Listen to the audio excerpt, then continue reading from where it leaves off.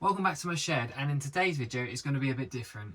I've decided to start a new series called Can I Make a Profit Woodworking Before the End of 2022? In this video series I'm going to start with a pot of £200. I'm then going to deduct the price of some budget tools like a drill, circular saw and a sander. I just wanted to include these prices for people who are just looking to start out. I know I've already got these tools, so I won't be actually buying them. You can also do quite well buying second-hand tools off the marketplace. With me buying the tools I've chosen are all from Screwfix. You should be able to see on screen now on both sides the ones I've chosen. They're just the cheapest budget range tools just to start off with. So as I said, I'm going to start off with £200 in the pot. I'm then going to take the cost of the tools, some wood glue and some sanding discs off of that. They came to £113.34p. That means I have got £86.66p left in the pot. So I expect this to go down a bit more, buying for whatever I buy for the first project and the second project, and for going on from there. But so it should be pretty good.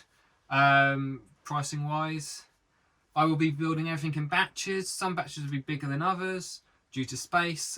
You know, some things just take up more space. I just don't have the room for it.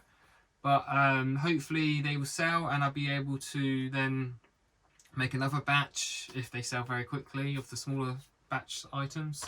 In each episode, I'm going to include the cost of the items needed to do the build.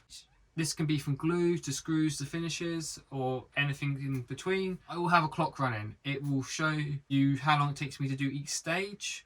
I won't include drying times, so some things will take me a few evenings to make just because I get so far, and then I've got a drying time involved if it's just glue or if it's a finish. Or working out how long each batch takes, I'll be able to work out an hourly rate from those figures, and hopefully, you know, can work out a decent enough price for what I want to pay and make sure it pays for my time and everything. I'm also going to include how much I'm going to sell each item for, and hopefully make a profit. At the end of the series, I will do a follow-up video of everything what I actually sold everything for. That's if I do make any sales, obviously. By the end of it, you can see if I'm in black or if I've gone into the red.